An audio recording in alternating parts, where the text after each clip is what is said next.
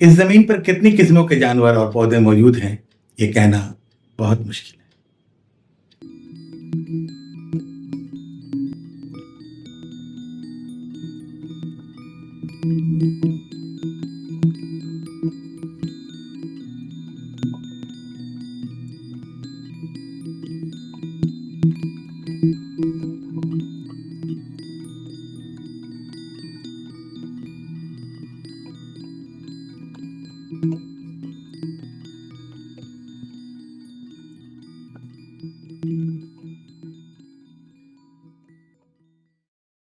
International union for conservation of nature and natural resources यानी IUCN की 2007 ईस्वी की रिपोर्ट के मुताबिक इस दुनिया में तकरीबन 59,811 किस्मों के रीढ़दार जानवर, 12,03,375 किस्मों के गैर रीढ़दार जानवर, 2,97,326 किस्मों के पेड़ पौधे और 15,89,361 किस्म के दीगर जानदार मौजूद हैं। और ये तादाद भी हतमी नहीं है। 2011 ईस्वी में यूनाइटेड नेशंस इन्वायरमेंट प्रोग्राम यानी UNEP ने अंदाजा लगाया कि इस दुनिया में जानदारों की मुमकिना किस्मों की तादाद तकरीबन 87 लाख है। तो इस तरह हम लोग देखते हैं कि इस दुनिया में पौधे और जानवर बहुत बड़ी तादाद में हैं। और अगर हम अपनी पूरी जिंदगी का एक एक दिन एक एक जानवर या एक एक पौधे के बारे में पढ़ने में गुजारें, मिसाल के तौर पर एक दिन में हम एक जानवर, मिसाल के तौर पर कुत्ते के बारे में पढ़ें, किसी दिन बिल्ली के बारे में, किसी दिन घोड़े के बारे में, किसी दिन कबूतर के बारे में, किसी दिन कौवा के बारे में, अगर इस तरह हम लोग एक एक जानवर और एक एक पौधे के बारे में मालूमात हासिल करें तो ये तकरीबन नामुमकिन सी बात होगी, क्योंकि जानदारों की तादाद बहुत बड़ी है और हम लोगों की जिंदगी बेहद मुख्तसर। इसका मतलब हुआ कि हम लोग इस तरह से जानदारों के बारे में मालूमात हासिल नहीं कर सकेंगे। इसके लिए हमें कोई दूसरा तरीका अपनाना होगा। और वो तरीका क्या है?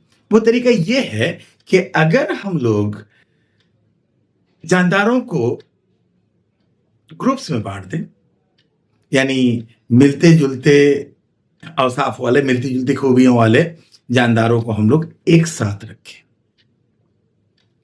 मिसाल के तौर पर सारे उड़ने वाले जो परिंदे हैं उनका एक ग्रुप बना दें, सारे गर्म खून वाले जो जानदार हैं उनका एक ग्रुप बना दें, फिर उनमें जो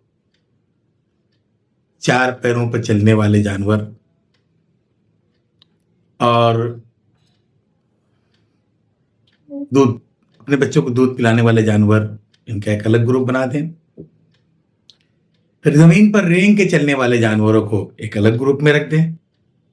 तो इस तरह से अगर हम जानवरों को डिफरेंट क्लासेस में बांट दें, डिफरेंट ग्रुप्स में बांट दें, और अब इसके बाद हम किसी एक जानवर, किसी भी एक जानवर के बारे में अगर हम पढ़ें तो उस जमात के तकरीबन सभी के बारे में हमें अच्छा खासा अंदाजा हो जाएगा। मिसाल के तौर पर अगर हम सिर्फ कबूतर के बारे में पढ़ें तो जाहिर है कि हमें कौवा के बारे में, गौरैया के बारे में, चील के बारे में, बाज के बारे में, जितने परिंदे हैं एक अंदाजा हो जाएगा कि उनकी जिस्मानी बनावट कैसी होती है, उनके क्या क्या उनके अंदर खूबियां होती है। अगर हम किसी एक रेंगने वाले जानवर यानी कि घड़ियाल या कछुआ या सांप, किसी एक के बारे में पढ़ लें तो बाकी तमाम रेंगने वाले जानवरों के बारे में हमें अच्छा खासा अंदाजा हो जाएगा। तो इस तरह से हम लोग जानवरों को ग्रुप्स में बांटकर बड़ी आसानी से उनका मुताला कर सकते हैं। ये जो तरीका है जानवरों को ग्रुप्स में बांटना, जमातों में बांटना, इस अमल को कहा जाता है दर्जाबंदी, यानी कि इंग्लिश में हम लोग कहेंगे क्लासिफिकेशन। और इसी बुनियाद पर साइंस की एक बिल्कुल नई शाख वजूद में आ गई, जिसे हम लोग कहते हैं टैक्सोनॉमी। टैक्सोनॉमी क्या है?